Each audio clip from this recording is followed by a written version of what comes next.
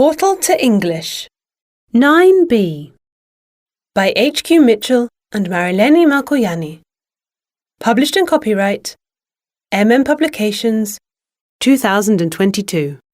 Class Audio Material. Module 6. A Modern World. 6A. 1. Read.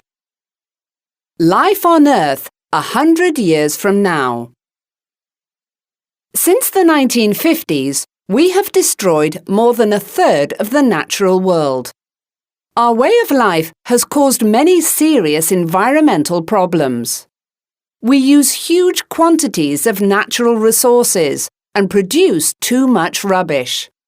Pollution is affecting the climate, and our planet is getting warmer. The question is, will things ever change for the better?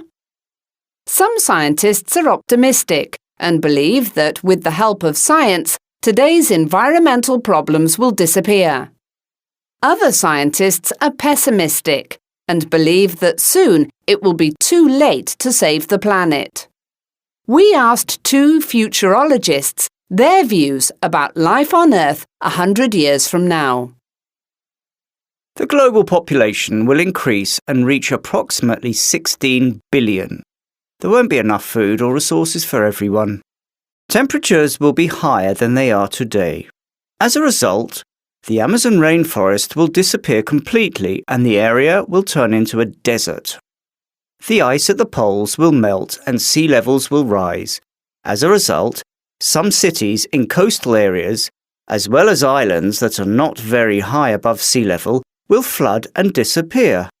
Air pollution will keep increasing and people will suffer from lung diseases because of the polluted air. Jake Davis. People will use alternative energy resources, such as solar power and wind power, much more than they do today. However, most of the world's energy will come from cold fusion, a clean, safe and free energy resource. Scientists will control the weather. It won't be cheap, but they will use technology to prevent natural disasters in certain areas. Extensive desert greening will take place and most of the world's deserts will turn into forests. Nicola Brand. 3. Listen. B. Listen to a teacher talking to students about carbon footprints and answer the questions. Choose A, B or C. We all know that each of us has a carbon footprint.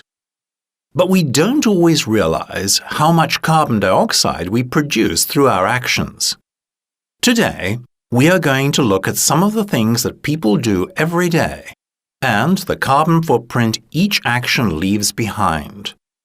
Did you know that a direct flight from London to Hong Kong takes a little over 13 hours and produces carbon dioxide equivalent to using 300,000 plastic bags?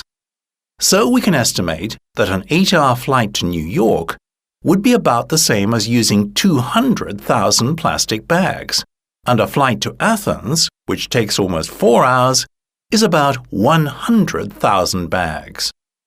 You can easily understand that traveling by plane leaves a huge carbon footprint. We also need to be careful about the origin of the things we are buying when we go shopping. Buying things not produced locally will cause your carbon footprint to increase a lot because many are transported by air. Some things, such as bananas, aren't too bad because they come by ship. But out-of-season flowers from hot countries, for example, come by plane to stay fresh. Another surprising fact that you may not realize is that paper packaging is not a more environmentally friendly form of packaging than plastic.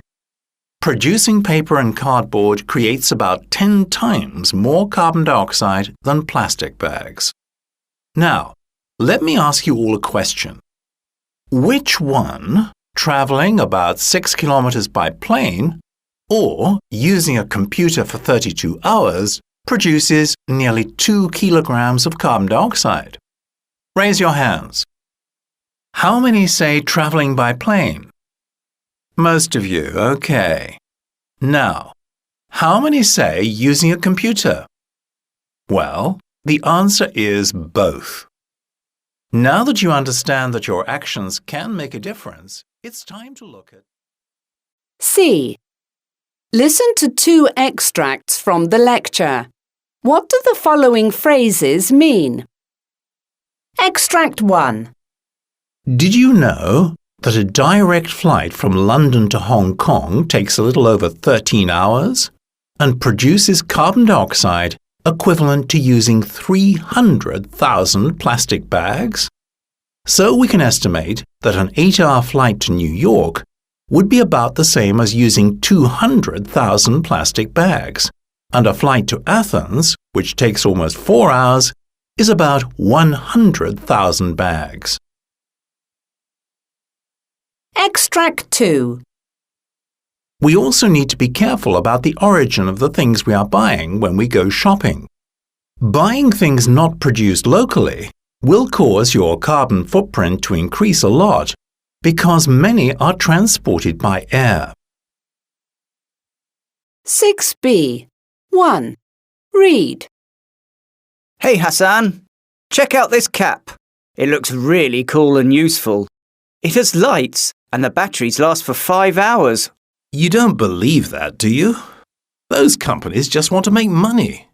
There's no way the batteries can last for 5 hours. I'm going to get one.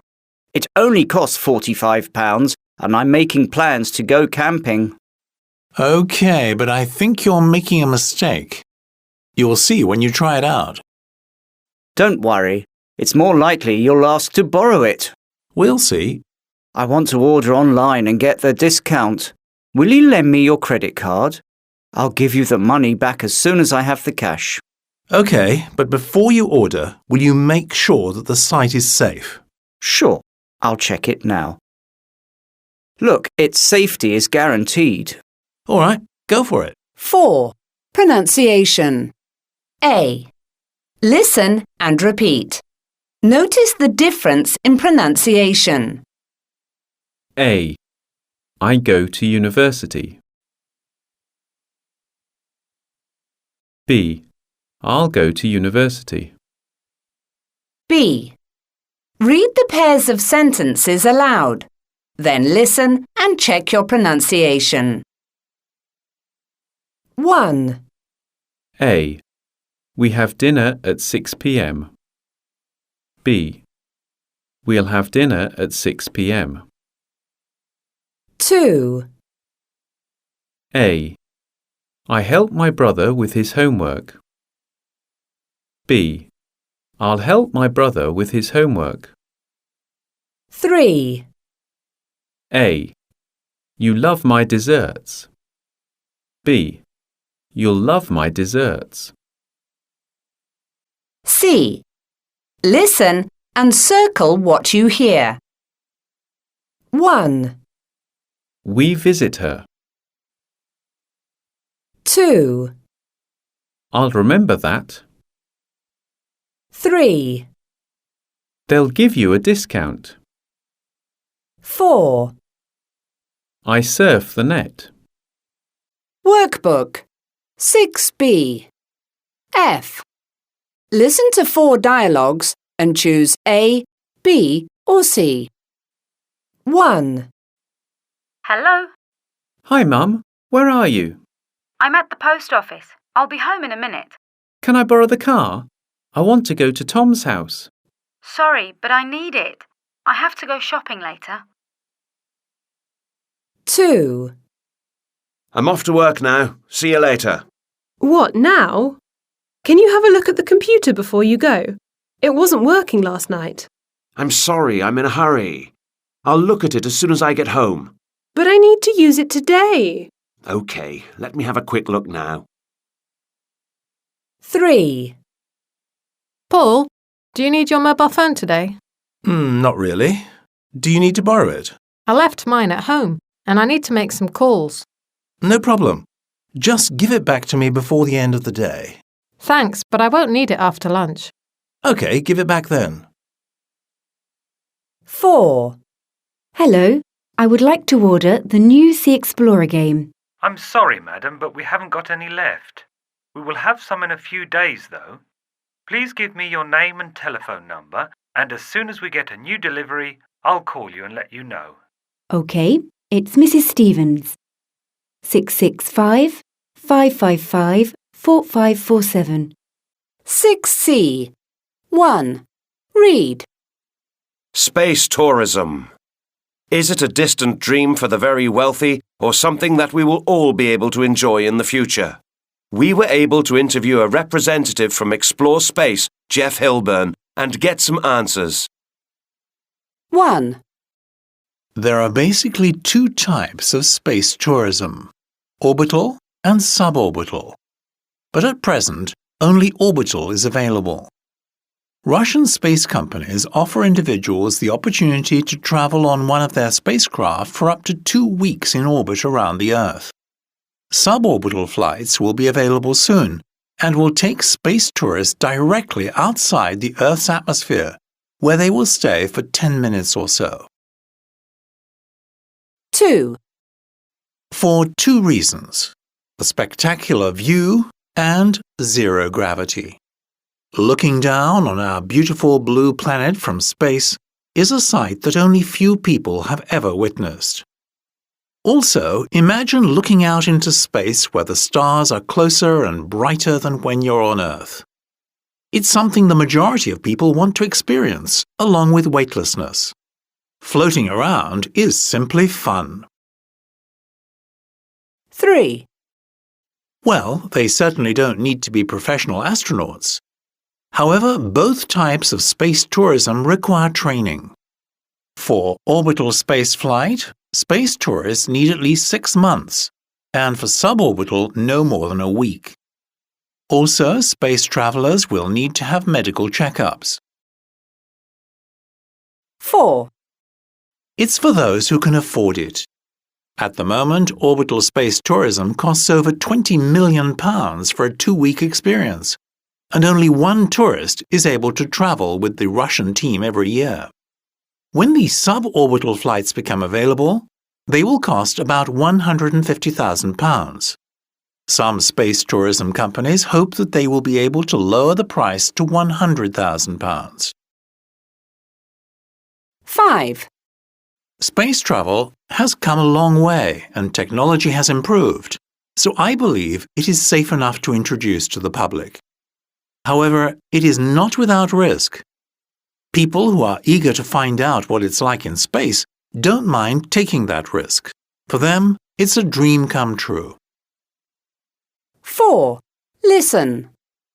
Listen to a radio interview with an expert on Mars and answer the questions. Choose A, B, or C. Good afternoon. It's been over 40 years since Neil Armstrong walked on the moon. Since then, people have wanted to know where next. Well, Mars is top of the list, and here to talk about Martian exploration is Robert Brodie from the University of Reading. Welcome, Professor Brodie. Hello there. So, when did it all begin? Well, actually, it all started hundreds of years ago with the invention of the telescope. Since then, we have been able to see what Mars is like and have a better idea of what we might find there. When was the first spacecraft sent to Mars? Well, space scientists tried to send a few unmanned spacecraft in the early 1970s, but without success. The Viking 1 probe left Earth on the 20th of August 1975, and 11 months later, on the 20th of July 1976, its lander arrived on Mars. It was a successful mission, and it sent back information about Mars, including the first photographs from the planet. Did it return home? No, it's still there. But it sent information to Earth for 2,245 sols. Sols? I'm sorry, a sol is what we call a day on Mars. It's a little longer than an Earth day, and there are 668 sols, or Martian days if you like, in a Martian year. That's twice as long as an Earth year. I see. Interesting information. So tell us, Professor, what is happening at present? Well, as we speak, there is a probe on Mars. Scientists at NASA are able to move it around and gather rocks and soil and analyze them. Basically, they are looking to see if there was any life on Mars in the past. Is there any life there now? I very much doubt it. Mars is a dry, cold place with very little atmosphere, not the sort of place where life usually exists. But we could change all that with terraforming. What's that? Terraforming is taking a planet like Mars and changing the atmosphere, the temperature and so on, so that it will be possible to live there. Is that really possible? I mean, can scientists change a planet's atmosphere? We're doing it already with global warming. In theory, it could be possible, and many scientists are working on solutions to create an atmosphere on Mars similar to the atmosphere on Earth. But it is an enormous task that would take a long time. Still, it gives you something to think about. 6D. 2. Listen. Listen to 4 people talking about the Internet and match the names with the statements A to E. There is one extra statement which you do not need to use. Beth. Young people find it really hard to imagine the world without the Internet. But the way I see it, things were better in the past. When people needed information or an answer to a question, they searched in books or asked around. But most importantly, they tried to think and work out the answer themselves. Nowadays, they immediately go online, even for very simple questions. People have stopped thinking, and that is a problem. They depend on the Internet too much. Jack. I can't imagine life without the Internet. I surf the net or chat every day. I have got lots of cyber friends, and it takes time to stay in touch with them. My favourite pastime is playing online video games, and I can do that for hours. Then I always surf the net or read the newspapers. I can spend all day in front of the screen, and sometimes I do, which is a problem. I order a lot of junk food because I never have time to cook, and as for exercise, when can I find time for that? To be honest, I think I should start being careful, maybe change my lifestyle a little. Julie. The Internet. Well, it's very useful. You can send email and stay in touch with people all around the world and find information about the strangest topics. And of course, the funny videos you come across are unbelievable. However, there is one thing that worries me, giving out my personal details. For example, I don't feel safe buying things online and giving my credit card number. And as for social media sites, well, my friends want me to join, but I'm not so sure. I mean, anyone can find out all about you, right? And you're helpless. That's a little scary. Frank. I'm not one of those people who use the Internet all day, at work, at home, etc. But I believe it's made our lives easier. For example, it has changed the way we shop and find information. I mean, it's very helpful. I remember those days I used to spend walking around different shops looking for gifts for people. Now, with a few clicks, I can find whatever I want, and they have great offers. Also, there are plenty of sites where you can find almost everything you wish to know about any subject. You must only be a bit careful because many sites are not very reliable. Culture page 3. Hamad Port. Looking to the future. Today, more than ever, we use a variety of products that come from all over the world. Have you ever wondered how supplies such as food, clothing, and technological products get to Qatar? The majority of these goods arrive by sea. During the past years, there has been a significant increase in the number of products that enter the country to be sold in the local market, as well as products that Qatar sells to other countries. Always keeping an eye on the future, authorities in Qatar decided in 2007 that it was time to replace Doha Port with a new modern seaport, which would have the latest equipment to keep up with the needs of Qatari residents and businesses for many years to come. The creation of Hamad Port is an enormous step forward for the progress of Qatar and its economy. Building began in June 2010, and the port covers a total area of more than 20 square kilometres. The actual port is 4 kilometres long and 700 metres wide. There is also a 110-metre tall control tower with a unique design. Within the port, which receives all kinds of goods, there are different terminals. There are terminals for general goods, vehicles and cereals, as well as one for farm animals. Other facilities include warehouses, mosques, rest areas, and even an area for fishing. The knowledge and services of many thousands were needed to make this project a reality. In December 2016, Hamad Port received its first ship. Although the construction is expected to continue through 2020, the port is now able to successfully receive all the ships entering the country. Also, the number of ships that are received and the containers these ships carry are growing from one month to the next. Statistics show that in March of 2018, Hamad Port celebrated receiving its 1 millionth container. When the port is finished, it will be able to receive 7.5 million containers every year. Now that's impressive. However, these containers will not all be for Qatar. Hamad Port is the biggest in the Middle East, and due to its central location in this region, some of the goods that it receives are for neighboring countries such as Kuwait and Iraq. The containers carrying these goods are put on other ships and sent off to their final destinations.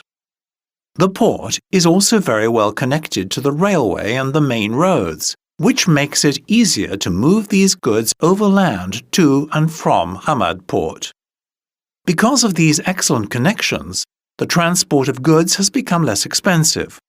There is no doubt that Hamad Port will be a vehicle that will help Qatar move faster towards the future. Module 7. Choices. 7a. 1. Read. 1. Hey, Mike. I might go to the sculpture exhibition tomorrow. Are you interested?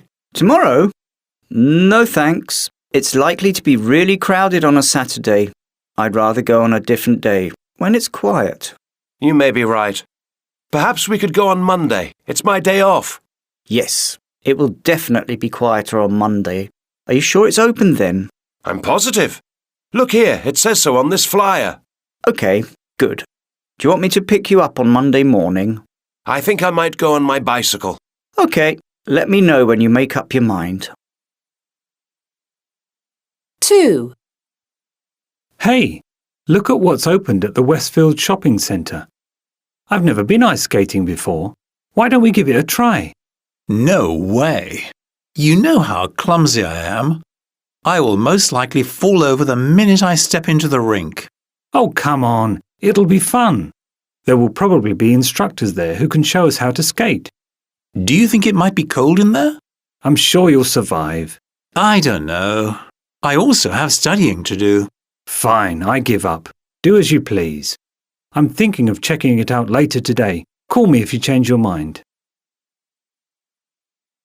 3. I think that Jerry Watson will win the race today. I'm not so sure. Don't forget about Massimo Langella. There's a good chance he will do very well too. I doubt it. He drives better in dry conditions, and it may rain later. That's true. So, do you feel like going down to the racetrack? No, I'd prefer to watch the race from the comfort of my own home. A few friends might drop by later. You're welcome to join us too. No, I'd like to watch it up close and enjoy the whole atmosphere. In the rain? It'll be nice and dry at my place. What's more, I'm going to order pizzas. It's up to you. Pizzas? In that case, count me in. 3. Listen and speak. A. Look at the flyers and listen to two friends, Eddie and Mark, talking. Which event do they decide to go to? So, Eddie, what are you doing this weekend? I might go to the match with the boys on Saturday. Do you want to come? Should I count you in? I don't know. Have you seen the price of the tickets? Yeah, they're £15, I think. I'm pretty sure they're £45. Let me check the newspaper. It was in the Things to Do this weekend section. There you go. You're right, Mark. Well, I'm definitely not paying that much. Anyway, they said it might rain on Saturday, and United is likely to lose, don't you think? You're right. OK, what else can we do? There's a bowling tournament. You used to be good at bowling, Eddie. Yeah, that was a long time ago, though. How much does it cost to get in? It's free. Yeah, that's all right then. We could go for the fun of it. True. Look, there's a poetry festival too. Does your cousin know about it? Probably. He's crazy about poetry. He writes poems himself. Well, it might be interesting. I'm not so sure. Oh, make up your mind, Mark. I'm trying. Hey, what about this photography exhibition? Who's Glenn Hunt? He's a famous photographer. He published a book last year with some amazing photos. Oh, yeah, I remember him. So, do you want to go? Nah, I don't really feel like going to an exhibition. I'd rather do something else. OK, what then? It's up to you. How about the poetry thing? Yeah, we can go there in the afternoon, and then go out for dinner. Sounds great. B. Listen again and write T for true or F for false. So, Eddie, what are you doing this weekend? I might go to the match with the boys on Saturday. Do you want to come? Should I count you in? I don't know. Have you seen the price of the tickets? Yeah, they're £15, I think. I'm pretty sure they're £45. Let me check the newspaper. It was in the Things to Do this weekend section. There you go. You're right, Mark. Well, I'm definitely not paying that much. Anyway, they said it might rain on Saturday, and United is likely to lose, don't you think? You're right. OK, what else can we do? There's a bowling tournament. You used to be good at bowling, Eddie. Yeah, that was a long time ago, though. How much does it cost to get in? It's free. Yeah, that's all right then. We could go for the fun of it. True. Look, there's a poetry festival too. Does your cousin know about it? Probably. He's crazy about poetry. He writes poems himself. Well, it might be interesting. I'm not so sure. Oh, make up your mind, Mark. I'm trying. Hey, what about this photography exhibition? Who's Glenn Hunt? He's a famous photographer. He published a book last year with some amazing photos. Oh, yeah, I remember him. So, do you want to go? Nah, I don't really feel like going to an exhibition. I'd rather do something else. OK, what then? It's up to you. How about the poetry thing? Yeah, we can go there in the afternoon, and then go out for dinner. Sounds great. 7B. 3. Listen. Listen to 3 short dialogues. Which sign or message from page 76 are the people looking at? Dialogue 1. So, what do you say? It looks kind of scary, but okay. What about your little brother? I think he's too short to look. Yeah, you're right. Dialogue 2. Oh, I can't believe this. Stop complaining. We need to speak to the manager right away. There, look. Press that and someone will come and help us. Dialogue 3. No, I don't think it's expensive. Yes, it is. You get a good deal online, but then they charge you so much just to bring it to you early. No, I prefer to wait. 7C. 1. Read. What happened to George Baines? We all remember the newsreader George Baines. Last year, millions of people were watching the news on Channel 8. The title sequence ended and there was Baines. He looked into the camera, ready to speak, paused, and looked down at the desk. Then he did something unexpected. He said, "I'm sorry, I can't do this anymore." He then stood up and left the studio. He quit his job and his career in television. But what led him to this major decision? It seemed like Baines had the perfect life. He had achieved the success he'd always wanted and had a loving family. However, behind the scenes, he was unhappy. At that time, he was working 13 hours a day, sometimes more.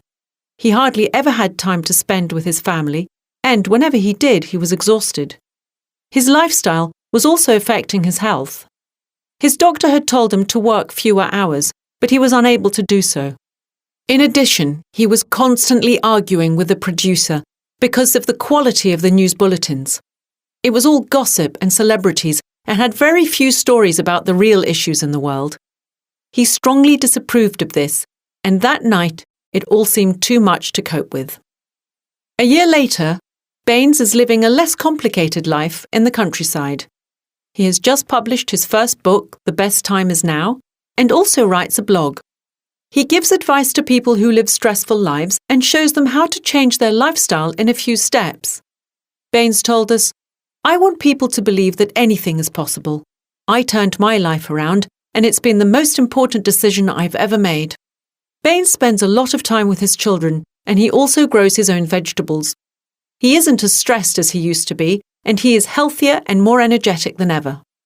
Many people ask Baines why he chose to quit on air.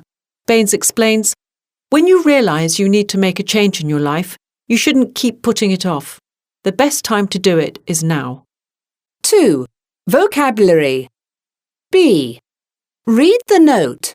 Listen, read, and find the opposites of the words in the box to complete the table. Then, check your answers in the dictionary. Healthy. Suitable. Natural. Advantage. Like. Appear. Agree. Necessary. Friendly. Certain. Workbook 7C. F. Listen to the dialogue and write T for true or F for false. What's the matter, Steve? It's my job. I can't stand it. But you love your job. Yeah, until my boss changed the team of colleagues I work with. I miss my old colleagues. My new ones are not as nice as my old ones. Actually, they're the most unfriendly people I have ever met. I just want to quit. Come on, Steve. You can't be serious. Why don't you just talk to your boss and see if he can put you on your old team again? Well, it's not just that. You see, my job is more stressful now, and I have got a lot more work to do. I have to work for 10 hours a day. Really? If the problem is that serious, you should look for another job. I know, but I keep putting it off. What can I say, Steve? If you have got a problem, you need to solve it. 7D. 1. Listen. Listen to the discussion between a career counsellor and a secondary school student. What does Gavin need help with? Good afternoon, Gavin. Please sit down. Good afternoon, Mr. Henderson. How can I help you? I'm trying to decide what to do when I finish school. My friends seem to know what they want. Some of my friends are planning to take a year off to travel, and others have already decided what they want to study at university. A few just want to start working, but I don't really want to do that. I want to continue my studies, but I'm confused about what career is best for me. I know that you are a very good student, so there are many things you can do. Let me ask you a few questions. First, tell me what you really like doing. And I'm not talking just about school. As far as lessons go, I like solving maths problems, and I really like science. Outside school, I like doing sports. Windsurfing is my favourite. I also enjoy playing computer games. Oh, I forgot, I also like IT. It was great when our teacher taught us how to design a web page. And are there any subjects or anything that you don't like doing? Well, not really. Most subjects are easy for me. Even though music and art aren't my favourite, they're okay. I guess I'd say that history is a bit boring. Are there any careers that you think you might be interested in? I don't know. I thought about becoming a teacher. You see, my parents are teachers. but I don't think I have the patience, and besides, they don't earn much money. I also considered becoming a pilot like my uncle. But even though pilots are paid well, they are often away from home on holidays or other important occasions. I definitely don't want to become a doctor. They have to study a lot and work long hours. All right then. What things are important to you concerning your future? I'd like you to imagine what your life will be like 10 years from now. That's difficult. In 10 years, I'd like to be working for a large company in the city, have my own flat, and I'd like to be able to travel abroad with my friends. I want to have a family, but later. Based on what you've told me so far, some fields you might be interested in are engineering, architecture, or web design. If you have time, I'd like you to take a career test, which will show you which fields suit your personality. I'm afraid I don't have time today. Can I do it tomorrow or on Monday? Tomorrow's fine. Once you have done it, we can look at all your results and discuss what's best for you. Thank you, Mr. Henderson. I'll see you tomorrow. Have a good day. C. Now listen again and answer the questions. Choose A, B, or C. Good afternoon, Gavin. Please sit down. Good afternoon, Mr. Henderson. How can I help you? I'm trying to decide what to do when I finish school. My friends seem to know what they want. Some of my friends are planning to take a year off to travel, and others have already decided what they want to study at university. A few just want to start working, but I don't really want to do that.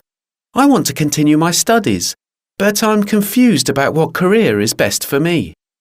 I know that you are a very good student, so there are many things you can do. Let me ask you a few questions. First, tell me what you really like doing. And I'm not talking just about school. As far as lessons go, I like solving maths problems, and I really like science. Outside school, I like doing sports. Windsurfing is my favourite. I also enjoy playing computer games. Oh, I forgot, I also like IT. It was great when our teacher taught us how to design a web page. And are there any subjects or anything that you don't like doing? Well, not really.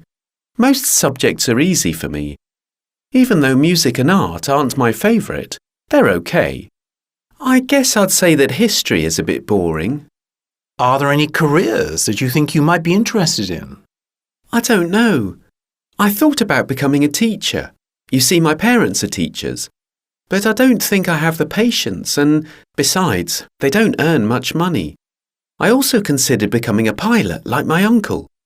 But even though pilots are paid well, they are often away from home on holidays or other important occasions.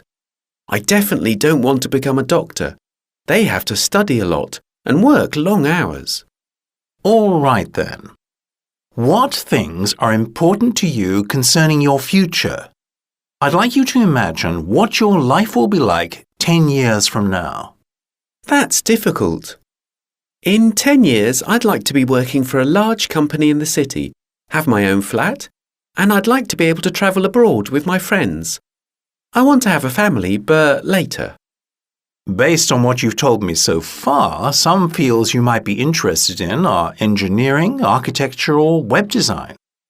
If you have time, I'd like you to take a career test, which will show you which fields suit your personality. I'm afraid I don't have time today. Can I do it tomorrow or on Monday? Tomorrow's fine. Once you have done it, we can look at all your results and discuss what's best for you. Thank you, Mr. Henderson. I'll see you tomorrow. Have a good day. Module 8. All the action. 8A. 1. Read. 1. So, what were you saying about Pinkman lifting the trophy? What a disappointment. He's never played like this before. He let down all his fans. I've never seen such a terrible match in my whole life. What a shame. I know. How embarrassing. He won the first game with those aces. How did he manage to lose? Pinkman was playing so badly after the first game that I was glad when the match was over. What a waste of time and money. You can say that again.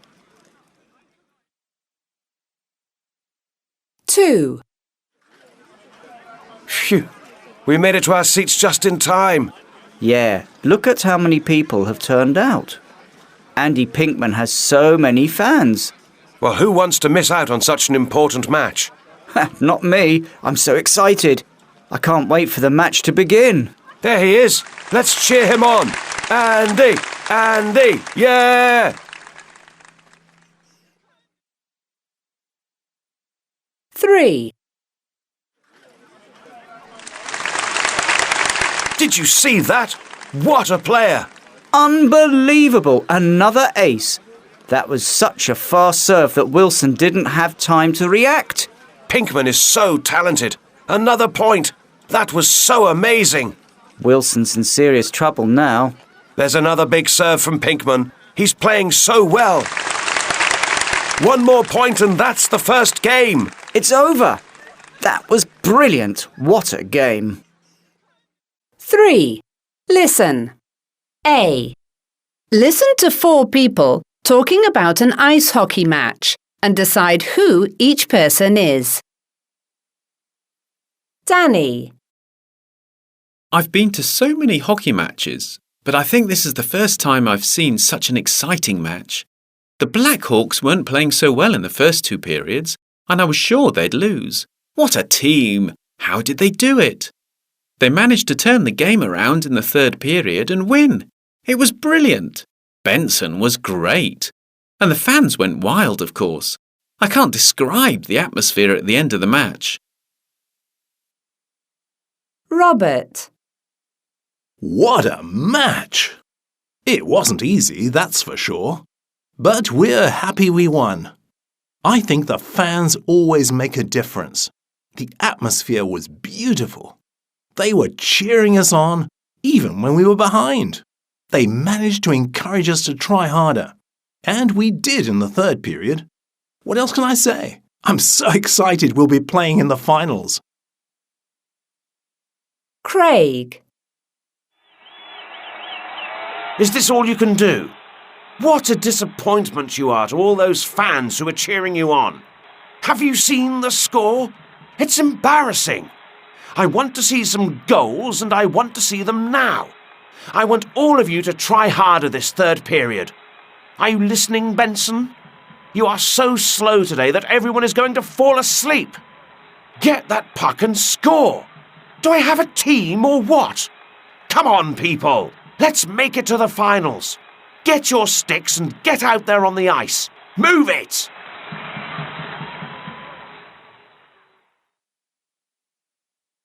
Steve. 5 more minutes to go till the end, and the score is 5-all. The Blackhawks are catching up. It seems they definitely want to make it to the finals, especially Benson, who is playing incredibly well in this last period. And as I said earlier, when he decides to play, the whole team plays. And Benson has the puck now. He's heading for the goal. Will he score and put the Blackhawks in the lead? And goal! It's 5-6 to the Blackhawks. What a player! What a goal! Listen to those fans. 3 more minutes to go. How exciting! There's Palmer with the puck now, and... B. Listen again and match the people with the statements. Danny. I've been to so many hockey matches, but I think this is the first time I've seen such an exciting match. The Blackhawks weren't playing so well in the first 2 periods, and I was sure they'd lose. What a team! How did they do it? They managed to turn the game around in the 3rd period and win. It was brilliant. Benson was great. And the fans went wild, of course. I can't describe the atmosphere at the end of the match. Robert. What a match! It wasn't easy, that's for sure. But we're happy we won. I think the fans always make a difference. The atmosphere was beautiful. They were cheering us on, even when we were behind. They managed to encourage us to try harder. And we did in the 3rd period. What else can I say? I'm so excited we'll be playing in the finals. Craig. Is this all you can do? What a disappointment you are to all those fans who are cheering you on. Have you seen the score? It's embarrassing. I want to see some goals and I want to see them now. I want all of you to try harder this third period. Are you listening, Benson? You are so slow today that everyone is going to fall asleep. Get that puck and score. Do I have a team or what? Come on, people. Let's make it to the finals. Get your sticks and get out there on the ice. Move it!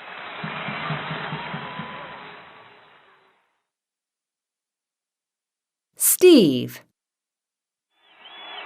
5 more minutes to go till the end, and the score is 5-all. The Blackhawks are catching up. It seems they definitely want to make it to the finals, especially Benson, who is playing incredibly well in this last period. And as I said earlier, when he decides to play, the whole team plays. And Benson has the puck now. He's heading for the goal. Will he score and put the Blackhawks in the lead? And goal! It's 5-6 to the Blackhawks. What a player! What a goal! Listen to those fans. 3 more minutes to go. How exciting! There's Palmer with the puck now, and 8B. 1. Read. Looking for a thrill? Come to Sandy Bay Skydiving Centre for a safe, exciting and unforgettable experience. Make the decision to jump. You won't regret it. You must be between 18 and 65 years old. You mustn't be over 90 kilograms. You need to be in good physical condition. You have to complete our ground training program. You don't have to bring your own parachute equipment or helmet. We provide everything. Congratulations, Victor Harper. You've booked your first skydive with Sandy Bay. Some final tips and reminders before your big day. 21st of March, 9 a.m. Get a good night's sleep. Eat a healthy breakfast. You need to have lots of energy to make the most of the experience. Wear comfortable clothes. If it's very windy, wet or cloudy on that day, contact us. We may have to cancel your jump and book for another day. The same applies if you are ill. We can take photos or record a video of your experience at an extra cost. Let us know prior to boarding the aircraft so that a professional skydiving videographer can jump with you. Don't be nervous. Safety is our #1 priority. If you have any questions, don't hesitate to ask. 2. Vocabulary. Listen, look and discuss. In which sports do you need equipment like this? Helmet. Board. Wetsuit. Goggles. Knee pads. Racket. Net. Stick.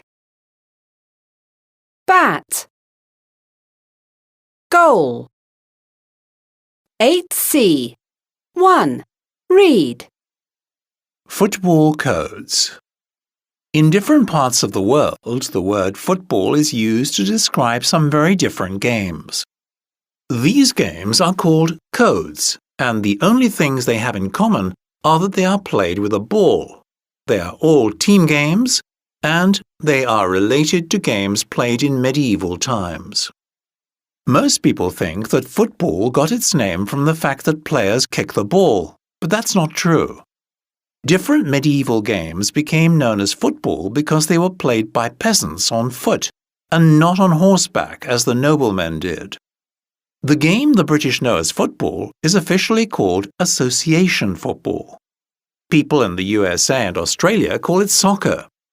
In this game, players are allowed to use their feet, heads and bodies, except for the goalkeeper, who can use his hands too.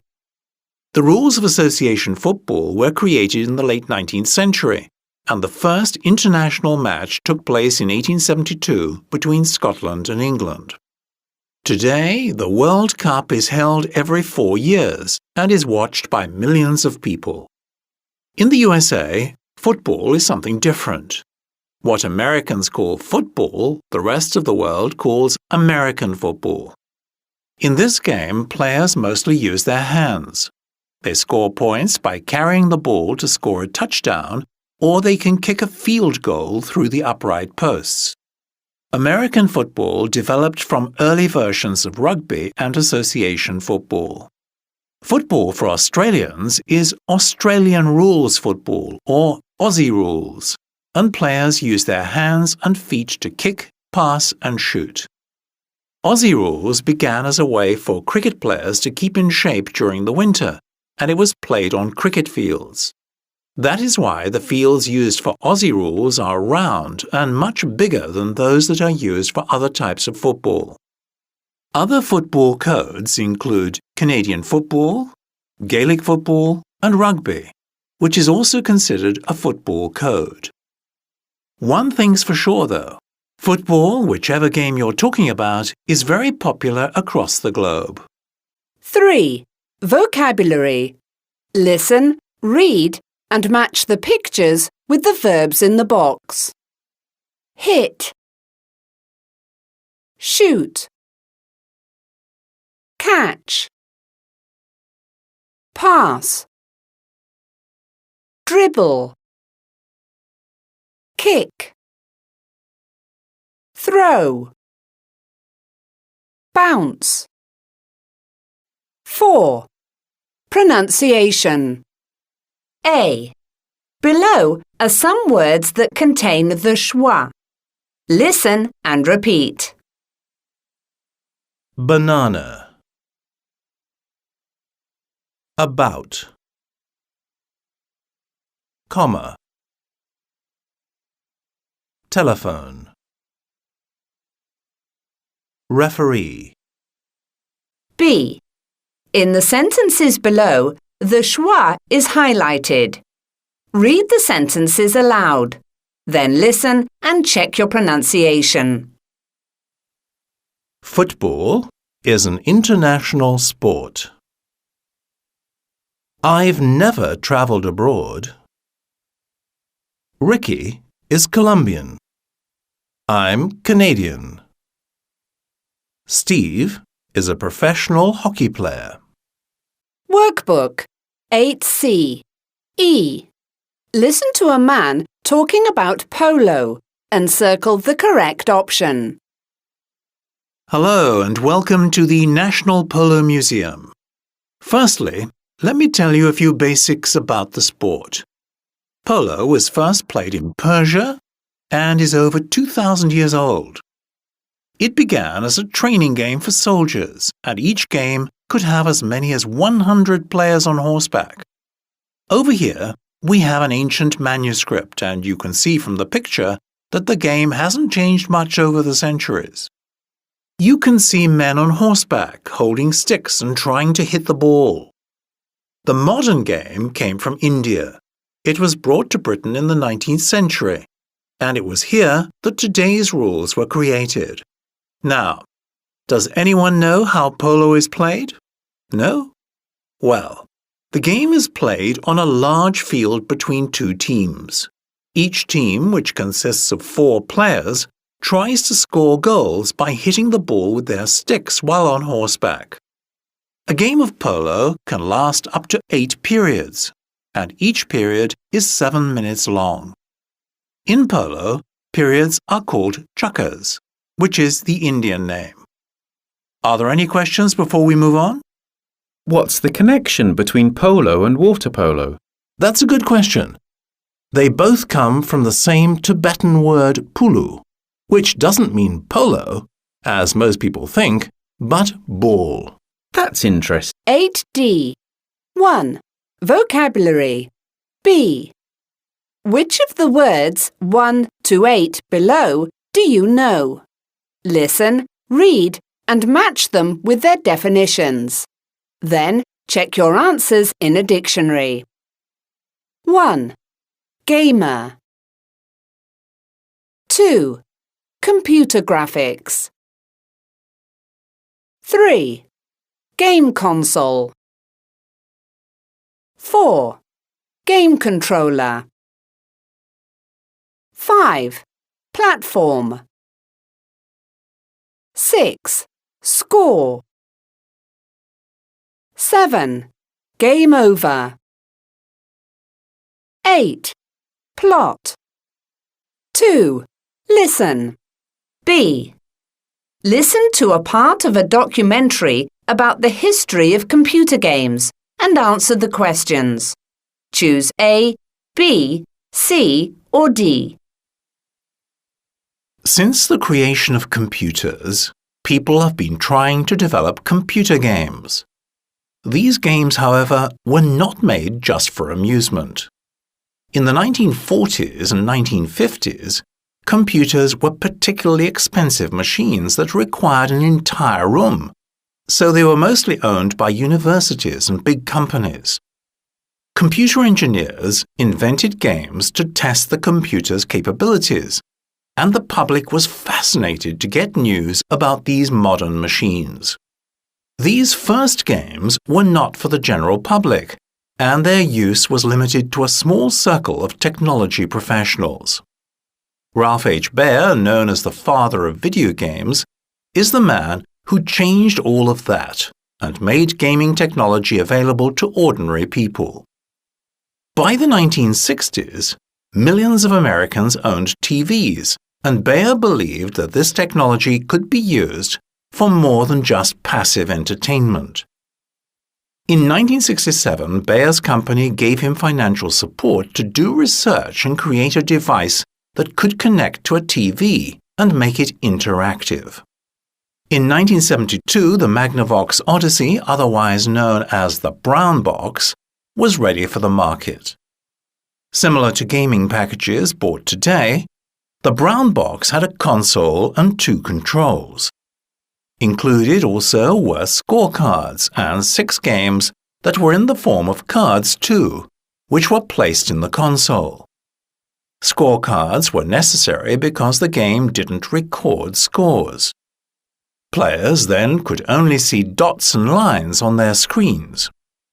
With sales of under 200,000 units, Ralph Baer's Brown Box was considered anything but successful. But there is no doubt about the importance of his invention in video game history. The Magnavox Odyssey was the first of its kind, and many that followed borrowed from it, making the world of gaming what it is today. Culture page 4. Al-Bida Park. New and improved. Since the beginning of 2018, Qataris have had a new option concerning where to go in their free time. After 4 years of renovation, organisers chose the National Sports Day in Qatar, which usually takes place on the second Tuesday of February, to reopen Al-Bida Park. The park is one of the oldest and most popular public spaces in Doha. It is easily accessible by public transport or by car, as there are approximately 6,000 parking spaces provided. Visitors to Al-Bida Park now have the opportunity to choose from a large variety of newly added facilities that have something for everyone. The design of the park takes advantage of the area's natural environment, and the main focuses on nature, culture, history and function. For those who are looking to explore every part of the park's 2 million square metres, all they have to do is ask park security staff about the golf buggies which are available. Visitors may prefer them to walking, especially during the hotter months.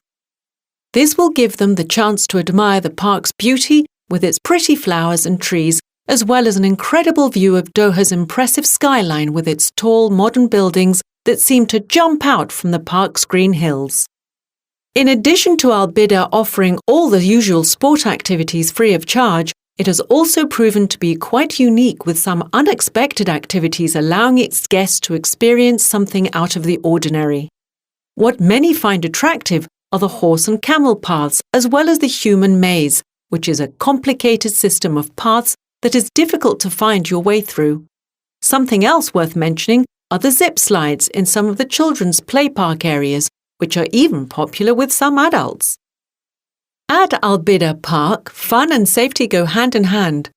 For this reason, the park is full of security cameras and security staff, especially around the areas for children. In addition, there are first aid stations in each of the park's main areas, and guests can find them on the Wayfinder maps which are provided around the park. One thing, however, that parents need to consider is that the park has got main roads around it with nothing to stop children from going into the street, so they must keep a close eye on their little ones. In general, visitors must also be responsible for their own safety as well as the safety of their group, and must respect the park rules and understand their limits. With so many different activities available, it is no wonder that the park has become so popular, and as the saying goes, variety is the spice of life. Task. Modules 7 and 8. A. Listen to two friends trying to decide which activity to take up together and answer the questions. So what are we going to do? Are we going to take up scuba diving or start the astronomy course? I'm not sure. I'm really interested in astronomy, but I need to have a look at the days and times because I've also started Spanish. Oh yeah. So which days of the week are you free? Mondays, Wednesdays and Saturdays. What about you? Well, I'm free all week except for Fridays. And when I say I'm free, I mean after 6, of course. OK. Then we haven't got a problem with the days because both courses are on Mondays and Wednesdays. Oh, but look at the flyer. The astronomy course starts at 5:30 on Wednesdays. That's not convenient for me. No. And one more thing. If we take up astronomy, we'll need to have our own telescope. It says so here.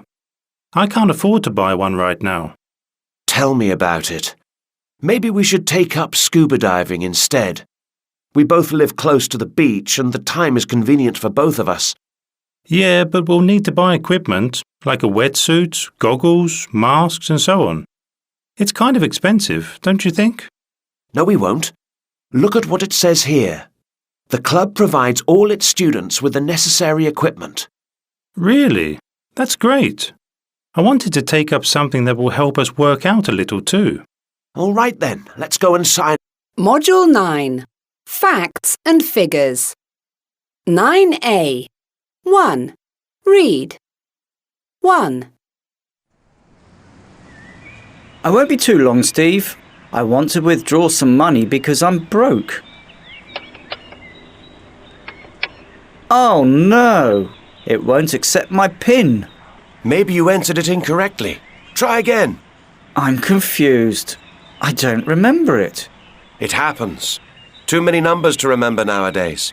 I usually use my son's date of birth or something like that. No, that's not it either. Careful, that was your second time. If you enter another wrong PIN, it will swallow your card. It's no use, Steve. I need a favour. I have to get something from the bookshop. So, could I borrow... I'm a little short of cash myself. I only have £20, but you can have it. That's enough money to buy what I want. Thanks. 2. Good morning. How may I help you? I'd like to change some euros into British pounds. What's the exchange rate? £1 is €1.10. OK, well, I think I will need about £450. Is €500 enough? Yes. Do you mind if I give you £50 notes? No, that's fine. 3. Excuse me, am I old enough to open a savings account on my own? I'm 18. Have you got your ID with you? Yes. Then there's no problem. Do your savings accounts come with debit cards? Yes, we give you a debit card free of charge. Great. When I pay for things with a debit card, the amount is taken directly from my account, right? Exactly. And online banking is included. That's useful. You will have to make a deposit into your new account, though. OK, no problem. We'll take care of that right after you fill out this form. OK, thank you. 4. Pronunciation. A. Listen and repeat. What do you notice about the GH sound in each word? Flight. Enough. Spaghetti. B. Read the words below. Circle the word in each group that contains a GH sound that is different from the rest. Then listen and check your answers. 1. Through. Laugh. Height. 2. Cough. Straight. Daughter. 3. Way. Neighbor. Ghana. 5. Listen. Listen to 3 dialogues and answer the questions. Choose A, B or C. 1.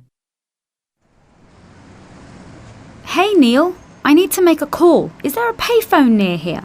Yes, look over there. Great. Can you give me some change? Sure, here you go. Is that enough? I think so. Oh no, there go my coins. Try pressing this button. It usually gives back the coins it has swallowed. It's no use, it's broken.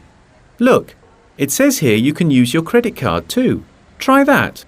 Good idea. Ah, yes, it's working now. 2. I would like to buy this men's watch here, please. Certainly, sir.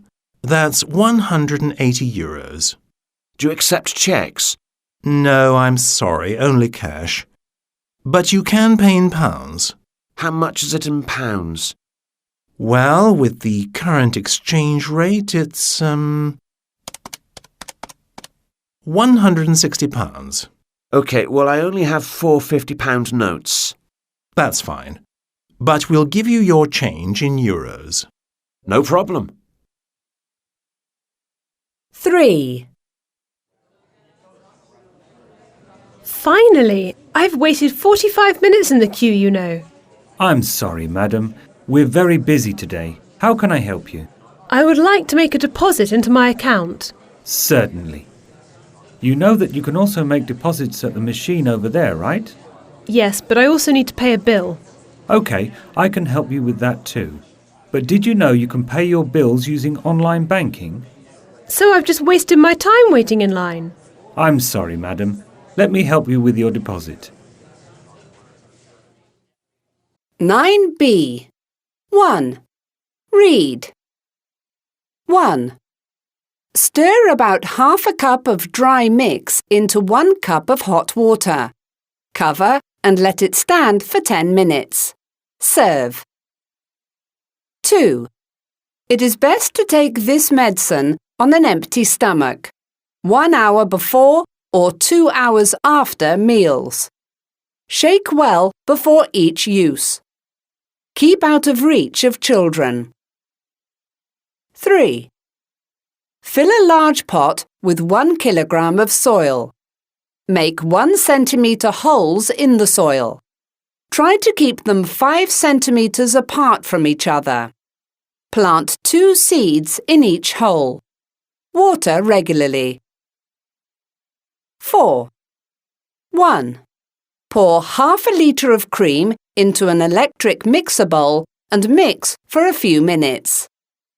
2. Add about 7 tablespoons of icing sugar. Mix until the whipped cream is thick. 3. Serve immediately. Helpful hints. Make sure the cream is cold. If you plan to add any flavourings, such as vanilla or spices, remember to add them with the sugar.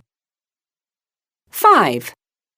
Mix dye with 120 millilitres of hot water and leave for 10 minutes. Wear gloves to protect your hands. Apply with a 5 centimetre brush. Make sure you cover hair completely. Leave for 60 minutes. Shampoo hair. 6.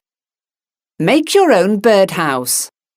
You will need a thin piece of wood 60 centimetres long and 45 centimetres wide. Use a ruler to draw the shapes accurately, as shown in the diagram, before you cut them out. 2. Vocabulary. Listen, read, and complete the sentences with the measurements in the box. Units of measurement. Length. 1 inch equals 2.54 centimetres. 1 foot equals 30.48 centimetres. 1 yard equals 0.91 metres. 1 mile equals 1.6 kilometres. Weight. 1 ounce equals 28.35 grams. 1 pound equals 0.45 kilograms. 1 ton equals 1,000 kilograms. Capacity. 1 fluid ounce equals 29.5 millilitres. 1 pint equals 473 millilitres. 1 quart equals 0.95 litres. 1 gallon equals 3.78 litres. 4. Listen. B. Listen to the extracts 1 to 5 and match them to the appropriate type of broadcast A to E. 1. This weekend, temperatures are going to rise to unusually warm levels for this time of year. Tomorrow, we will have a high of 20 degrees Celsius, and skies are expected to be mostly clear, with a small chance of rain late in the afternoon. The temperature in the evening will remain at comfortable levels. More of the same is expected for the next couple of days. Wow! What a nice break from the cold weather! Temperatures will, however, return to their normal levels by the middle of the week. And now, back to you. 2. Photos and videos are probably the most valuable files that we keep on our computers. They contain memories from important moments in our lives and the lives of our loved ones. So when our computer breaks down and we lose them, we feel angry and upset.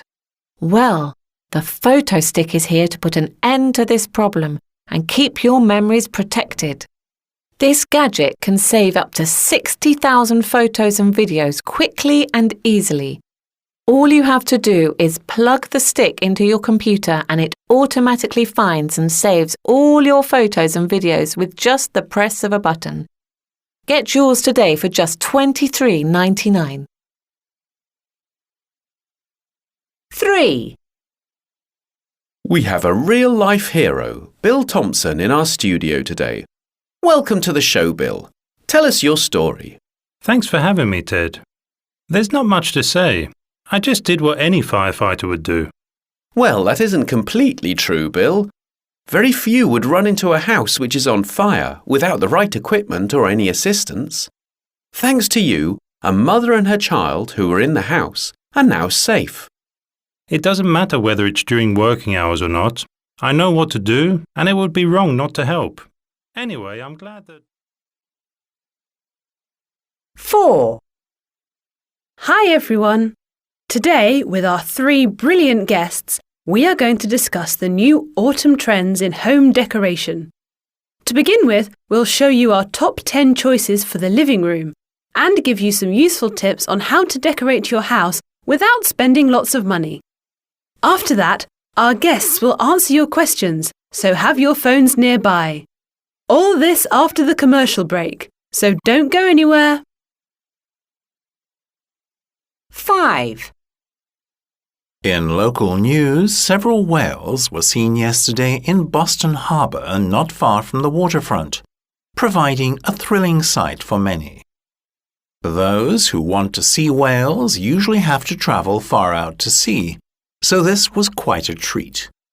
Experts say there are a total of 6 whales in the port, and that our friends will remain as long as there is food for them. Authorities, however, have requested that ships keep a safe distance. As always, we will keep you informed of their adventures here in our city. C. Now listen to the extracts again and answer the following questions. 1. This weekend, temperatures are going to rise to unusually warm levels for this time of year. Tomorrow, we will have a high of 20 degrees Celsius, and skies are expected to be mostly clear, with a small chance of rain late in the afternoon. The temperature in the evening will remain at comfortable levels. More of the same is expected for the next couple of days. Wow! What a nice break from the cold weather! Temperatures will, however, return to their normal levels by the middle of the week. And now, back to you. 2. Photos and videos are probably the most valuable files that we keep on our computers. They contain memories from important moments in our lives and the lives of our loved ones. So when our computer breaks down and we lose them, we feel angry and upset. Well, the photo stick is here to put an end to this problem and keep your memories protected. This gadget can save up to 60,000 photos and videos quickly and easily. All you have to do is plug the stick into your computer and it automatically finds and saves all your photos and videos with just the press of a button. Get yours today for just $23.99. 3. We have a real-life hero, Bill Thompson, in our studio today. Welcome to the show, Bill. Tell us your story. Thanks for having me, Ted. There's not much to say. I just did what any firefighter would do. Well, that isn't completely true, Bill. Very few would run into a house which is on fire without the right equipment or any assistance. Thanks to you, a mother and her child who were in the house are now safe. It doesn't matter whether it's during working hours or not. I know what to do, and it would be wrong not to help. Anyway, I'm glad that... 4. Hi everyone! Today, with our 3 brilliant guests, we are going to discuss the new autumn trends in home decoration. To begin with, we'll show you our top 10 choices for the living room and give you some useful tips on how to decorate your house without spending lots of money. After that, our guests will answer your questions, so have your phones nearby. All this after the commercial break, so don't go anywhere. 5. In local news, several whales were seen yesterday in Boston Harbour, not far from the waterfront, providing a thrilling sight for many. Those who want to see whales usually have to travel far out to sea, so this was quite a treat. Experts say there are a total of 6 whales in the port, and that our friends will remain as long as there is food for them. Authorities, however, have requested that ships keep a safe distance. As always, we will keep you informed of their adventures here in our city. Workbook 9B. F. Listen to 3 dialogues and answer the questions. Choose A, B or C. 1. Oh, what's up with this thing? What's wrong? I'm trying to enter my password, but the screen keeps going blank. Is it fully charged? No, but I'm charging it now. Look, it's plugged in. Before you do anything else, turn it off and on again. That usually solves things. OK, do you think I should unplug it first? No, leave it plugged in. Let me try. 2. I'm not sure how to make a smoothie. I'll show you. This recipe is so easy to make. First, you cut the banana and put it into the blender. OK, I can do that. Then we add a teaspoon of vanilla. There you go. What next? The milk? Yeah. We have got 1.5 pints. Is that enough? More than enough.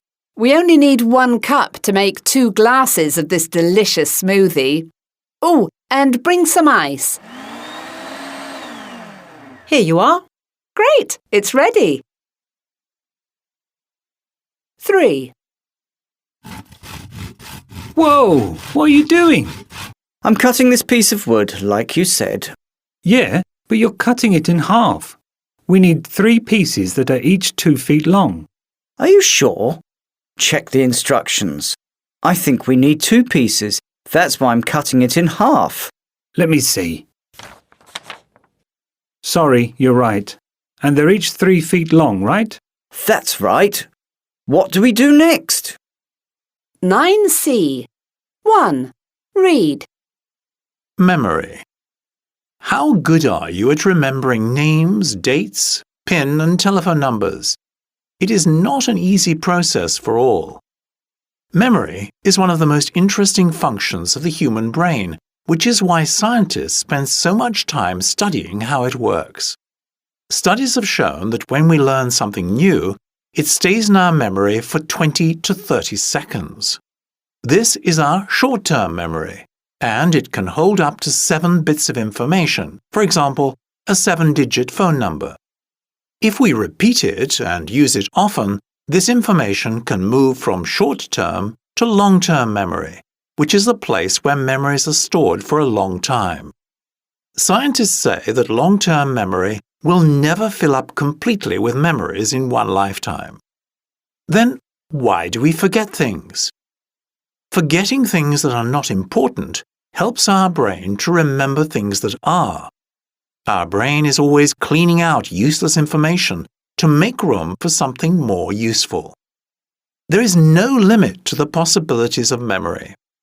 There are many people throughout history who had incredible memories. Winston Churchill, a former Prime Minister of the UK, knew almost all of Shakespeare's works by heart. There are even competitions for memory. One of them is the annual World Memory Championship, which was first held in 1991. The winner that year was Dominic O'Brien, and he went on to win 7 more times. In 1993, he broke the record by memorizing 900 random numbers in an hour. However, the current record is 2,660 by Wang Feng from China. O'Brien has written several books on the techniques he uses to improve his memory.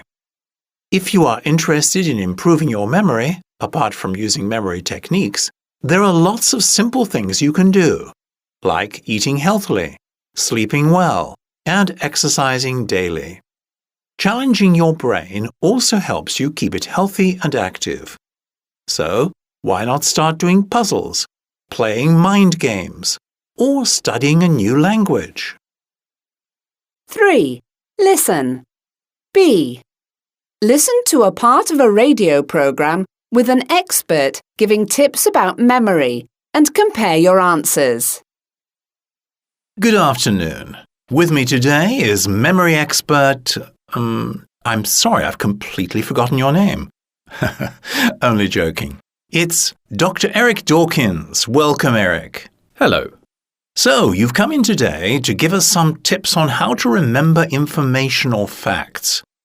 I know lots of people, including myself, who have trouble memorizing numbers, like phone numbers or PIN numbers. That is a common problem. There are many different methods and techniques that can help, but the best and easiest thing to do is to make associations.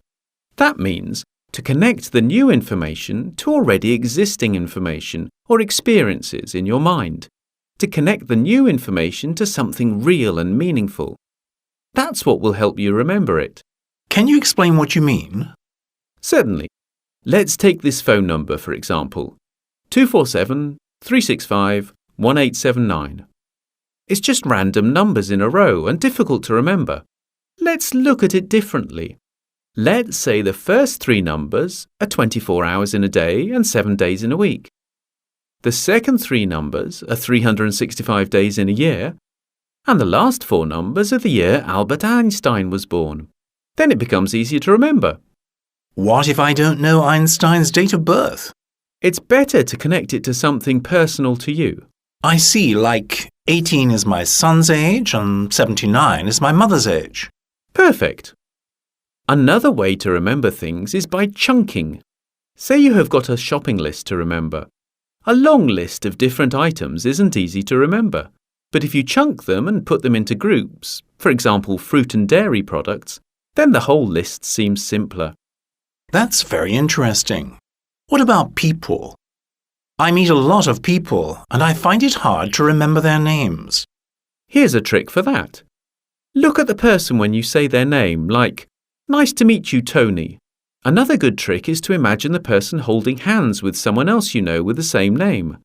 Sounds a little stupid and childish, but it works. C.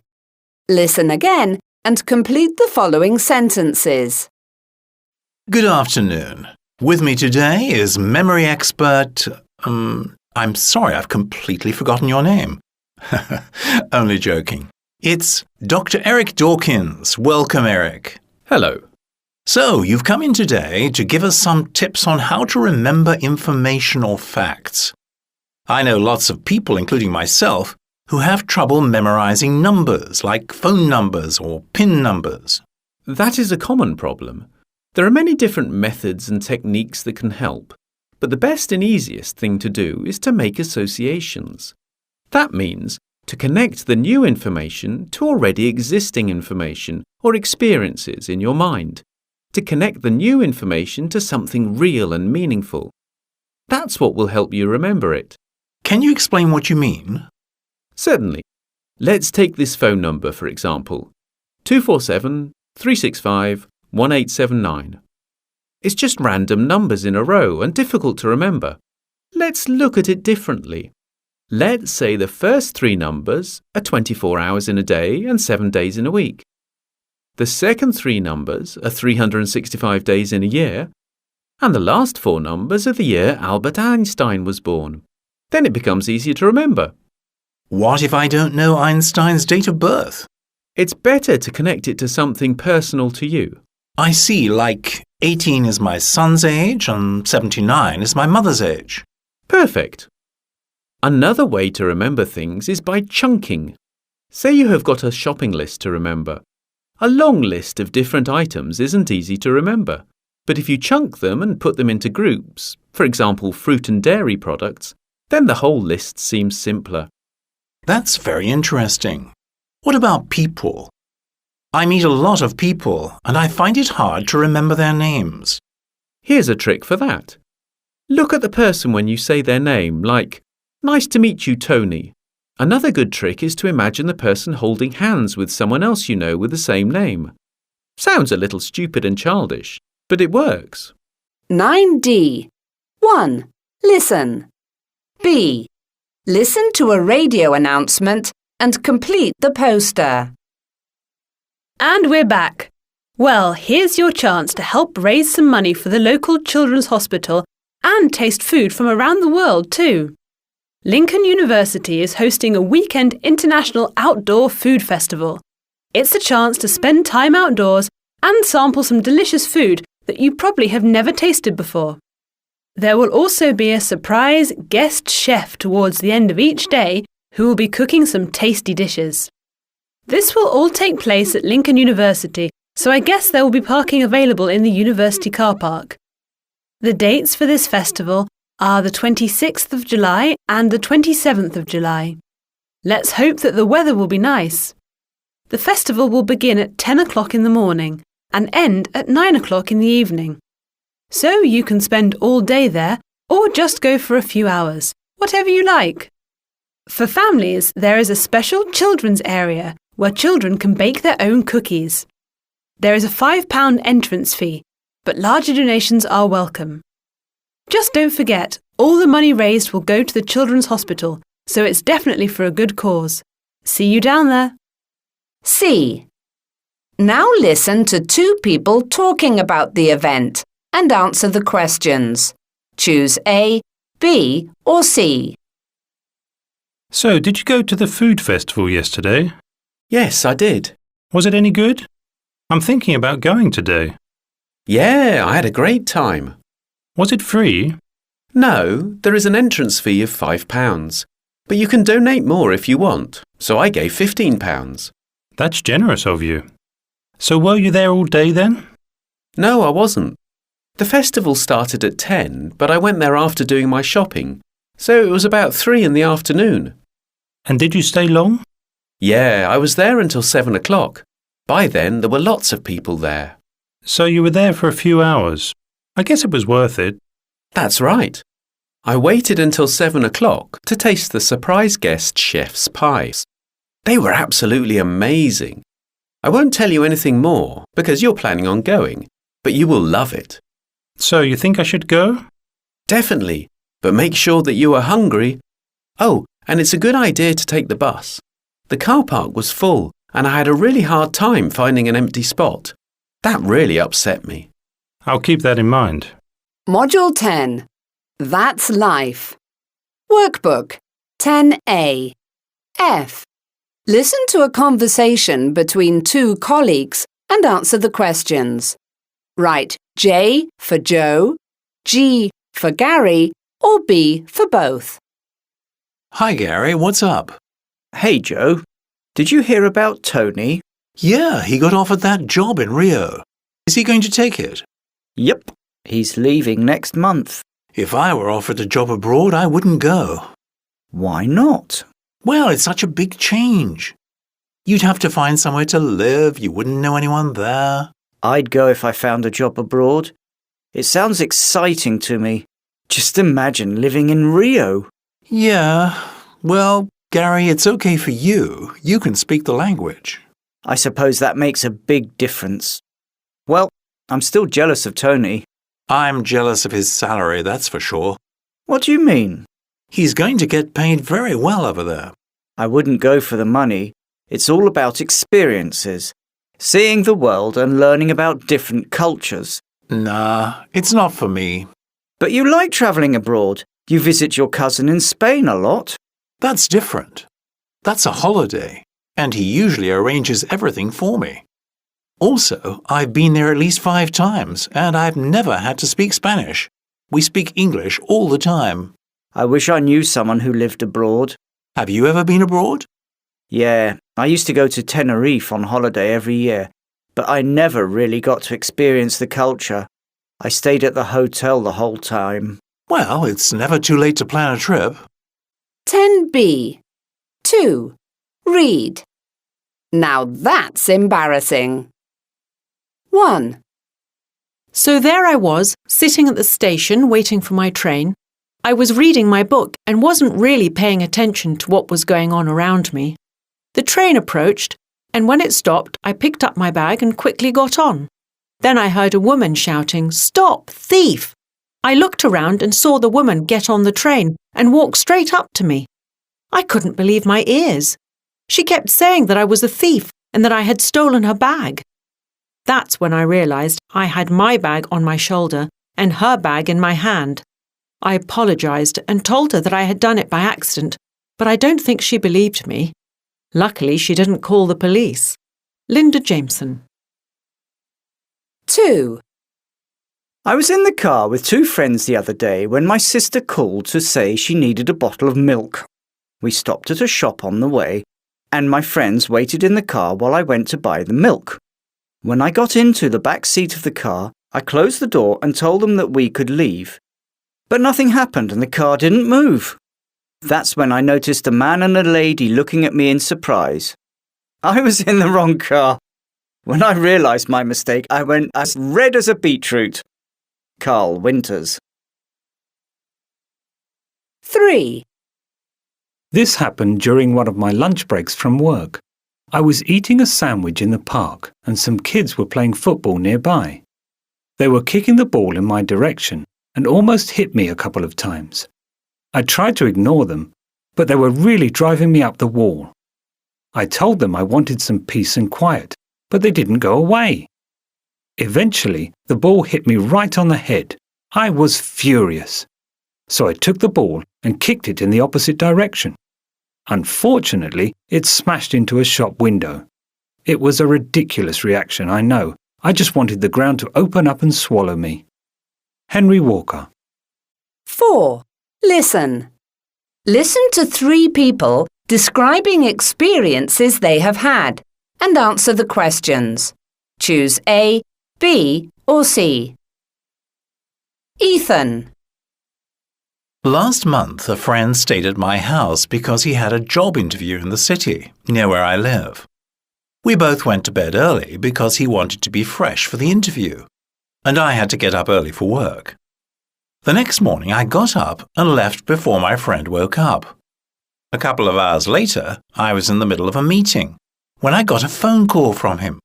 He was screaming at me, and rightly so. He told me that I had locked him in my flat by accident and he couldn't leave for his interview.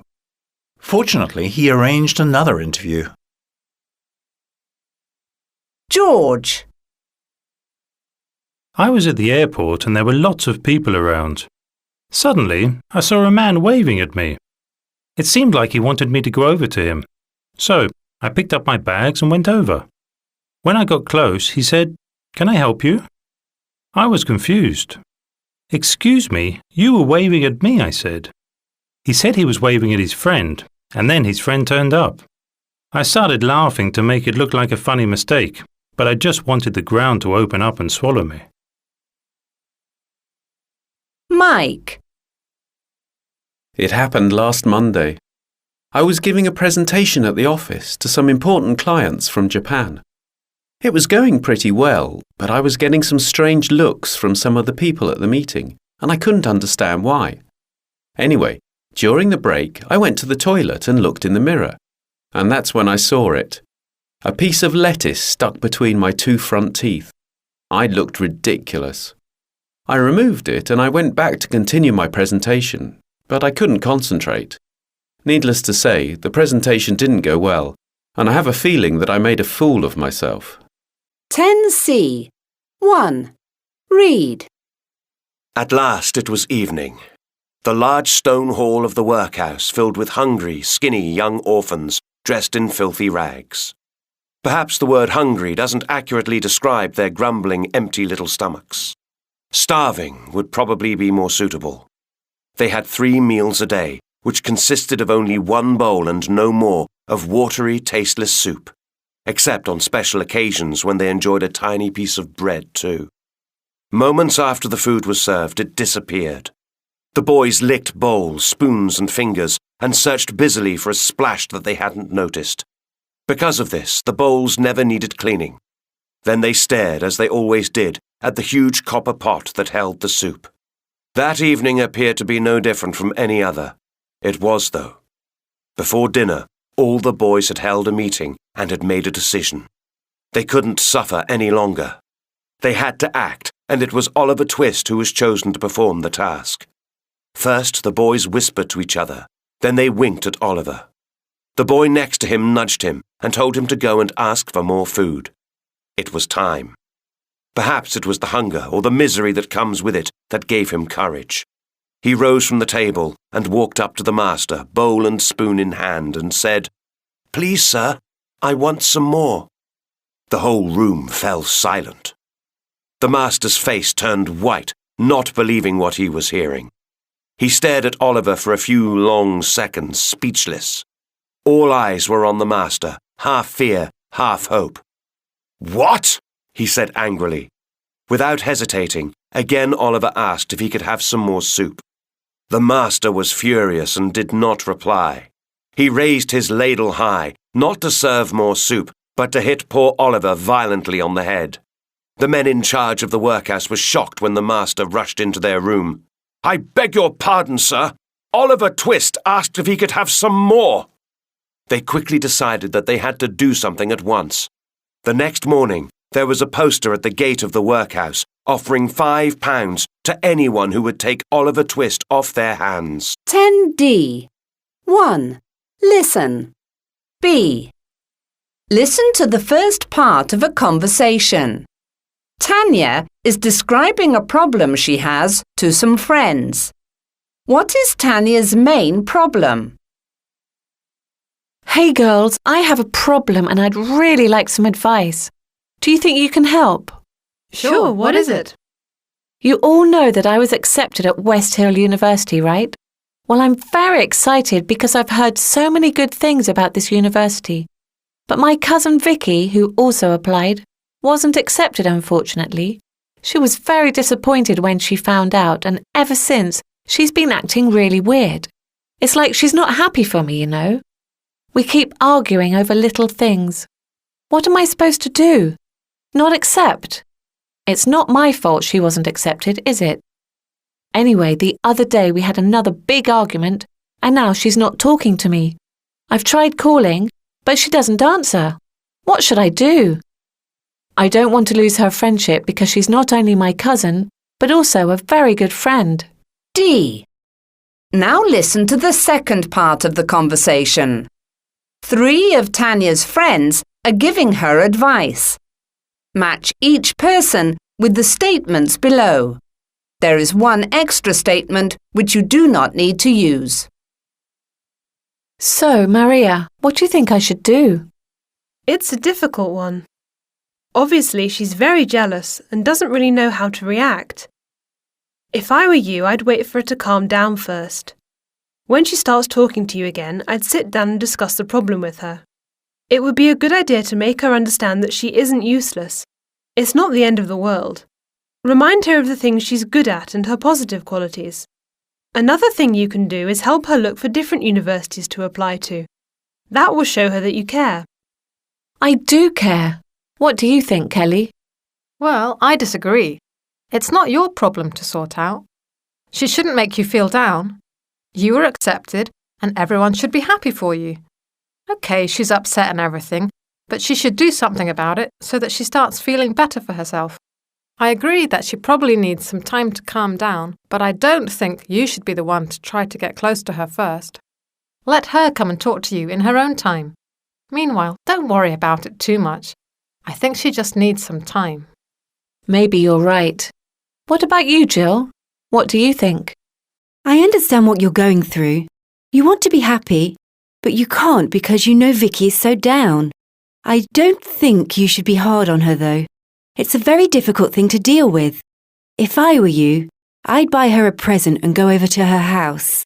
If she's a real friend, you'll have a nice long talk and everything will be back to normal.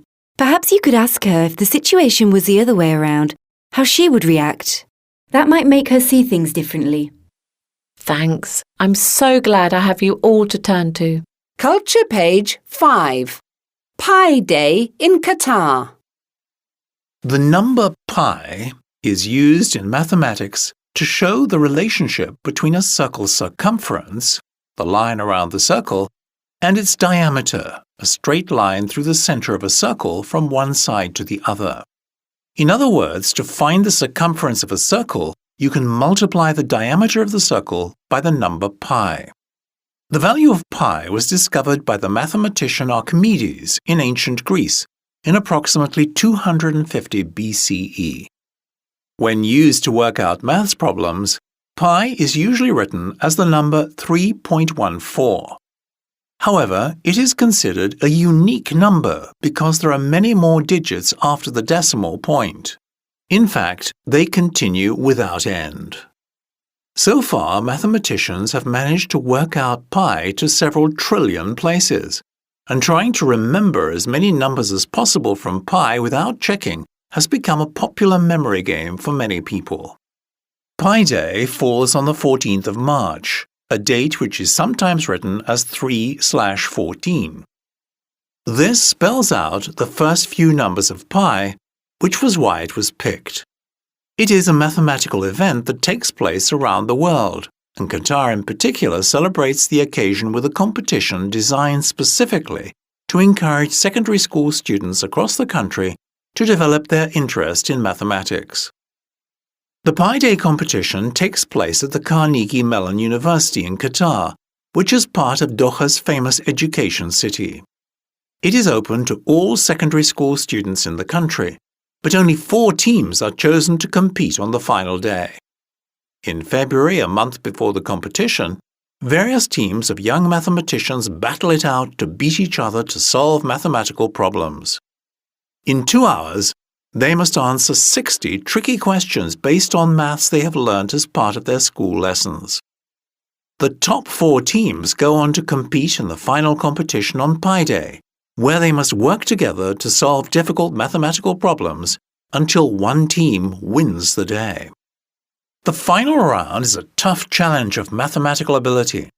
Although the teams face only 16 mathematics problems in the final, they are given just 90 seconds to find the answer to each one.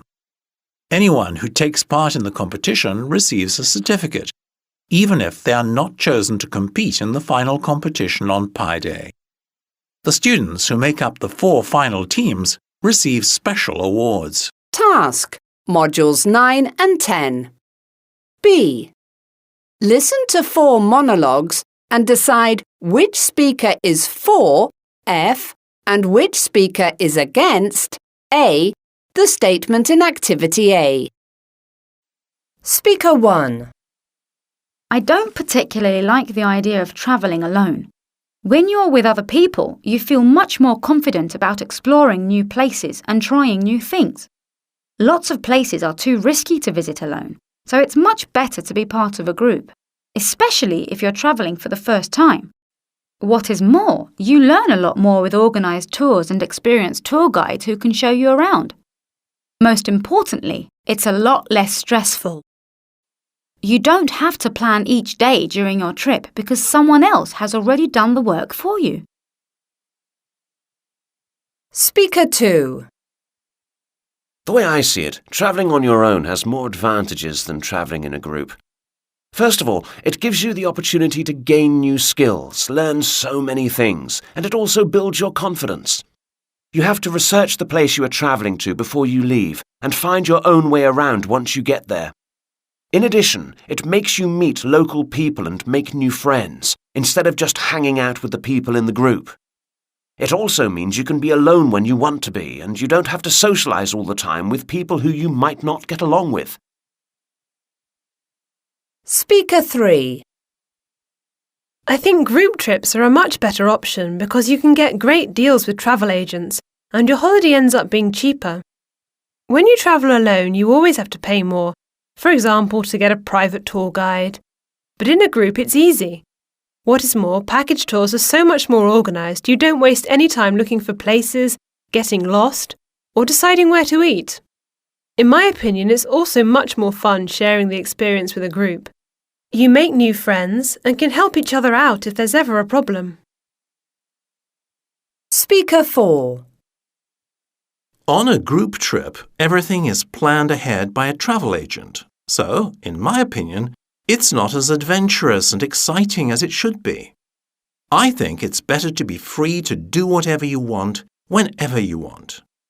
When travelling independently, you can plan your own schedule and only visit the sites that you are interested in. And if something is expensive, you can choose not to do it. Also, you don't have to worry about losing the group, and you can just relax and do your own thing. Furthermore, you are also more likely to experience something out of the ordinary when you are alone. In a group, you always have to stick together and follow the schedule. C. Listen again and answer the questions. Speaker 1. I don't particularly like the idea of travelling alone. When you're with other people, you feel much more confident about exploring new places and trying new things. Lots of places are too risky to visit alone, so it's much better to be part of a group, especially if you're travelling for the first time. What is more, you learn a lot more with organised tours and experienced tour guides who can show you around. Most importantly, it's a lot less stressful. You don't have to plan each day during your trip because someone else has already done the work for you. Speaker 2. The way I see it, travelling on your own has more advantages than travelling in a group. First of all, it gives you the opportunity to gain new skills, learn so many things, and it also builds your confidence. You have to research the place you are travelling to before you leave and find your own way around once you get there. In addition, it makes you meet local people and make new friends, instead of just hanging out with the people in the group. It also means you can be alone when you want to be, and you don't have to socialise all the time with people who you might not get along with.